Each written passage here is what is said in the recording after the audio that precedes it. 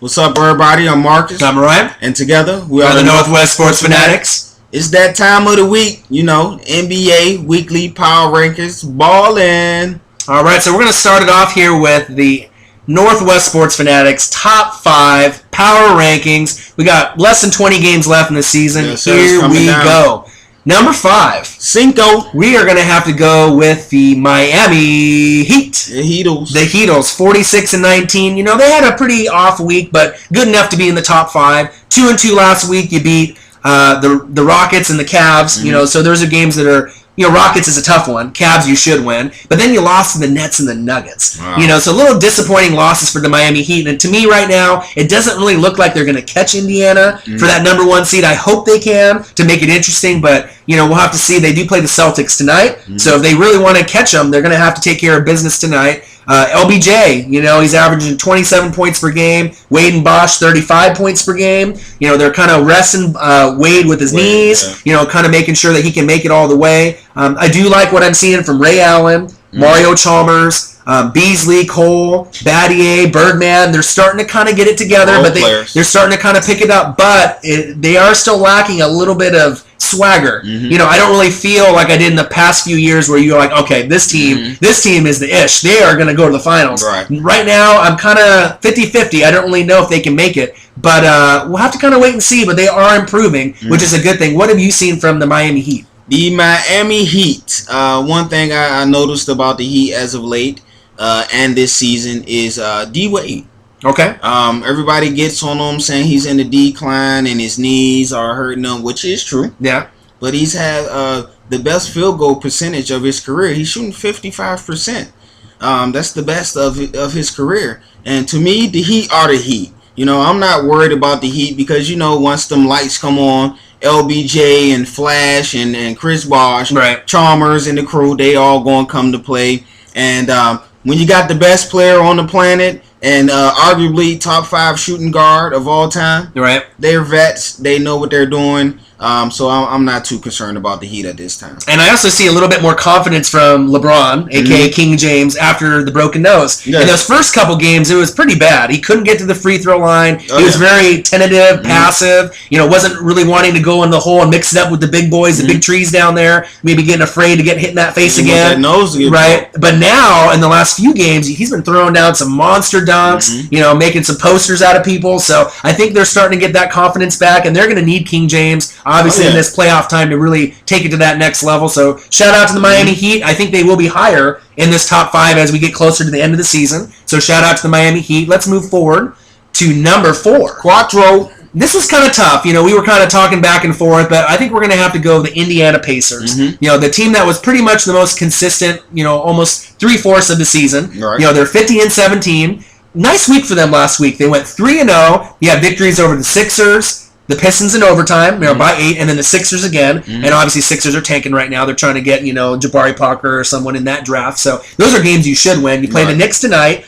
They were losing last time we checked. So it's a real gut check for them if they really want to step it up and say, hey, we're the best team in the East, if they really believe that themselves. But I do like what Paul George is doing, kind of stepped it up with his scoring a little bit. Lance Stevenson and David West, great D leadership. They're getting about 28 a game between the two, about 14 each. I would like Stevenson to get a little bit more, but I do know West and Stevenson, there'll be games in the playoffs where they're going to get over 20. And so you're going to get that. But the key factor to me, I think, is George Hill. No one is talking about him right now. Wow. He's averaging about 10 a game, and I think for them to be able to beat the Heat this year, he is going to be the X factor for them to be able to take it to that next level. And then the only other news that I have, and you'll probably commented on it too, Mr. Andrew Bynum. The experiment didn't really work out. He now is indefinitely out for probably the rest of the year. Those knees are pretty shot, kind of got the Greg Oden going on right now, so they're not going to be able to rely on him with that Bynum and Oden matchup we were so hoping to see. Yeah, I wanted to see that. To see them bang and see who could actually, make it without getting injured, but it looks like, surprisingly, Bynum got injured before Oden, but I do like what the Pacers are doing, 50-17. You can't complain about that. What have you seen from the Pacers? With the Bynum, He played 2 games this year.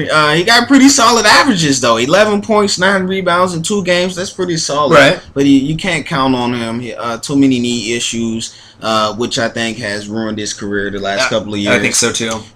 You mentioned that they are on a 3-game winning streak. The Celtics, Philly, Detroit. Ask some mates who are those teams. Right. But the next 3 games should tell us something about them. Okay. They got the Knicks. They playing right now. Right? The Grizzlies and the Bulls. Ooh, those are the Grizzlies and the Bulls, especially. They're starting to play better. So yeah. So the Pacers have been the top defensive team this whole year, but their defense is kind of slacking off, and it has something to do with the offense. I think when they miss shots on offense, it affects their defense, and they're not playing real solid D right now. So hopefully, the season is winding down, so they'll get back to that championship level that they was playing on early in the year. Right, and also another thing, I haven't seen them really dump it down to Hibbert as much as they did last year. Nope. It seemed like they went to Hibbert first, and then Hibbert would kick it out to George and the other players, but now it seems like they're kind of going away from it. A little one-on-one with Stevenson a little bit too much, and with Paul George, the man with two first names, and and David West. So hopefully they get a little team game going, kind of like they do on the defensive side of the ball, and that can maybe raise their play a little bit more. But shout out to the Pacers. You're obviously in the top 5, and let's move forward to number 3. Trace. We're going to have to go with, and this was a kind of a tough one too. We were talking about this, but I think we're going to have to go with OKC. The Oklahoma City Thunder.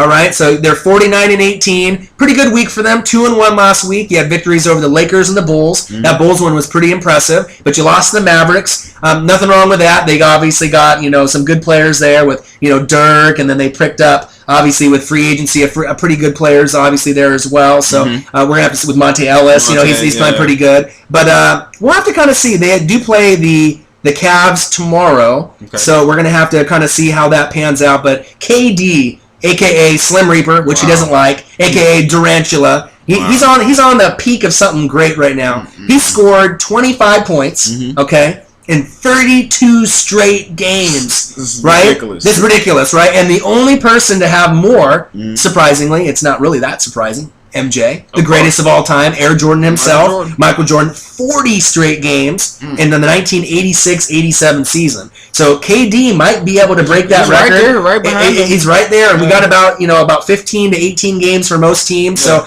more than likely that record is going to be broken. So shout out to KD, aka Slim Reaper, aka one of the best players in the NBA right now. What I do like right now is Serge Ibaka, Reggie Jackson, Caron Butler, 38 points per game. One thing I don't like, which we'll agree on, is Jeremy Lamb. Why are we playing this guy only 15 minutes or less in a game? He's 8.9 points per game, and this guy is a kid who can give you 12 to 17 if you give him the playing time. You're going for Caron Butler for veteran leadership, and I understand. Right? And he is a better player maybe now than Jeremy Lamb, but at some point you got to let I didn't even know that. Well, yeah, it's pretty close. It's debatable, I think, but I think if you had to come down to it, who would you rely on more? Who would you rely at the free throw line to make those jumpers, not to turn the ball? With the vet. With the vet. But Jeremy Lamb, for them to make the Western Finals, maybe over the Spurs, Jeremy Lamb needs to get some playing time. So I don't know what Scotty Brooks is doing. If this is just waiting until the playoffs start and then the rotation will get better. But if they don't make that change, they're not going to be able to get where they want to go. What have you seen from the Thunder? What I've seen with the Thunder is that their defense have dropped off way without Perkins and Cephalosha. Butler, Caron Butler, he's a nice player, but he's not the same defender as he once was. I agree. A couple of years ago, Father Time does catch up to right. He catches up to us all. Right. Durant and Westbrook, to me, that equals Western Conference Finals. Yeah, it's pretty tough to go against that, unless an injury happens or anything like, serious happens with maybe Serge or, maybe one of their other role players. But they're looking pretty good. So shout out to the Thunder. And give my man Lamb some more time out there. Absolutely. Man. Come on, Scotty Brooks. If you want to make it this year, you got to do it, especially with Cephalosha being injured. Throw him in there. I mean, the guy can make plays. And like I said, we called it in the draft with Jeremy Lamb and obviously my man Terrence Jones from the Rockets, a.k.a. Portland kid. Yes. I mean, these guys are really panning out. So, obviously, give him the time, and he'll show you that he can do it. So, shout out to the Thunder at number 3. Number 2, we're going to have to go Lob City, the team that is not the Lakers, the Clippers. Wow. Right? 48-21, 3-1 last week. You have victories against the Warriors and the Jazz. Obviously, you lost to the Nuggets by 10, which was a little concerning there, but you play the Pistons on Saturday, so they get a huge break to kind of rest up their players. They have been saying to the media, Blake Griffin is an MVP candidate. Mm-hmm. He himself has said, no, I'm not. He says that, KD and LeBron should be it. But if you really look at his numbers, he definitely deserves to be in that top 5 category for MVP. Really stepped it up this year. Chris Paul is back. Mm-hmm. DeAndre Jordan is playing well. Mm-hmm. You got the 6th man of the year, Jamal Crawford, Jay Smooth, Jay Crossover, right? And Darren Collison, I like what he's been doing. 10.8 points per game, a very underrated player. And Doc Rivers, man. I mean, this guy, what can you say? I mean, you saw what he did with Boston. Mm-hmm. You know what I mean? Championships are unbelievable with Kevin Garnett, right? Mm-hmm. And then obviously now with the Clippers. And I think now with Doc, they truly do believe that they can actually compete with San Antonio, Oklahoma City, and Houston, and some of these powerhouse teams. So don't sleep on the Clippers. Nope. They definitely can make a run when you have arguably the best point guard right now in the league, and then you got a top 3 power forward in the league, and a top 3 coach in the league with a bunch of good role players and a 6th man of the year winner, which hasn't been announced yet, but we know Jay Crossover will get it. Yeah. What have you seen from the Clippers? With the Clippers, of course, Blake, talking about Blake and the MVP. Right. He's 3rd on my ballot right now for the MVP talk. Another thing that, shout out to Blake Griffin, 20 points in 26 straight games. Whew.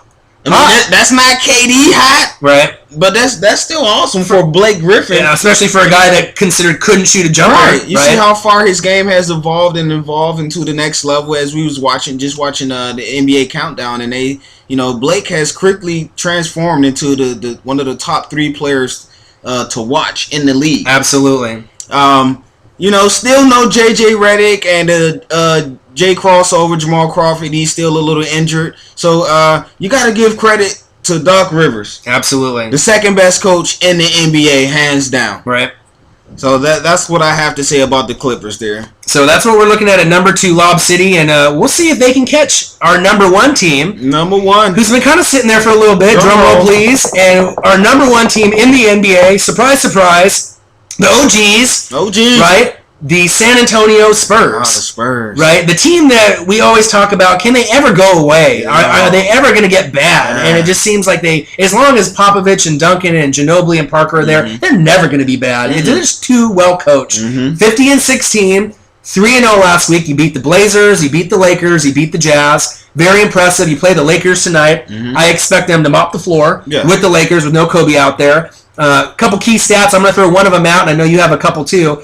Top 3 in the West, 13 of the last 16 seasons since they've drafted Tim Duncan and had him there. Are you serious? Can you say winner? Are you serious? 13 out of the last 16, and you're a top 3 team. Winner. Unfreaking believable. Wow. But I think what you need to really watch right now is Kawhi Leonard. Right? Kawhi. This guy is the breakout player, probably and he got injured earlier, so people are kind of questioning him. But don't sleep on this guy, because to me right now, he is the best player on the Spurs. On the team, and even though you got Duncan and Ginobili and Parker, but they're getting older. This is the new blood. This is the guy that's going to be there maybe when Pop isn't there, that can really help that team go. But don't sleep on Patty Mills. He gives him some good time off the bench. And Marco, 3-point champ from the All-Star game, Bellinelli. Yes. He says, I can airball in the 3-point contest, but hey, I can still win the contest, right? And still have a difference for the team. Playing great. 12-1 since the All-Star break. Yep. I like what they're doing. Duncan is still solid. Even though I don't even know how, with his legs being so old as they are, but they're still doing it. What have you seen from the San Antonio Spurs, the OGs? First off, you got to give all credit to the best coach in the NBA, Popovich. Greg Popovich. The way he manages their minutes, keeps them fresh throughout the season, the little games off that he gives his veterans, and it all starting to pay off. And you look up, and San Antonio has the best record in the NBA. Who would have thought? Like, wow. Another thing with the Spurs, a stat that I've just found truly amazing, and I don't even want to talk after I let you know this stat. The Spurs, 50 wins. Okay. 50 wins. Okay. 15 straight years. Wow.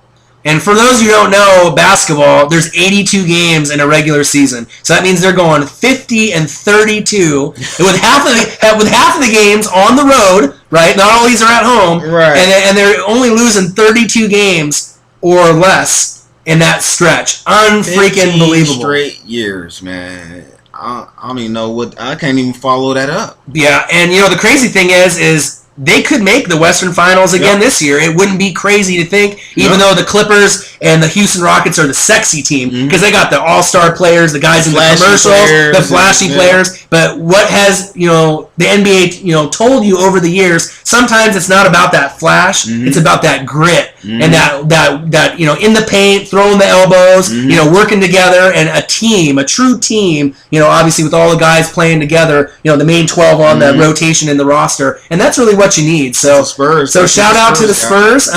Do we have any other players or anything that we want to shout out? Before we go, we got to give our NBA Players of the Week a quick shout out. Okay. In the East, Big Al Jefferson. Bobcats. Wow, the Bobcats are making a move here. They went 4-0 last week. Big Al averaged 24 points and 11 rebounds. And out west, who else? Mr. Blake Griffin. Right. Clippers went 4-0. He averaged, check this stat line, 27 points. Okay. 9 rebounds. Okay. 5 assists. Woo! He's heating up. That's MVP to me. He's heating up, man. He is heating up. Yeah, and even though it's kind of sad to say, because I know Kevin Love was doing pretty good earlier on and still is playing pretty well, but it just so happens you're in the same league with KD, right, a.k.a. Slim Reaper, and then King James, a.k.a. LeBron James, LBJ. So it's kind of hard to get that wiggle room up there. But shout out to Blake Griffin, and shout out to the Bobcats. I mean, who would have thought? Who would have thought, honestly, that the Bobcats could actually win 4 games in a row? I don't think anyone really thought they could win 4 games in a row. They're period. They're making a move. So we'll have to see, and man, we're getting close to the end of the season. We're almost there to the playoffs. So couple more games left. So we're getting there. That's our NBA weekly review. We'll be back at y'all guys next week for another video. Stay tuned. Northwest Sports Fanatics.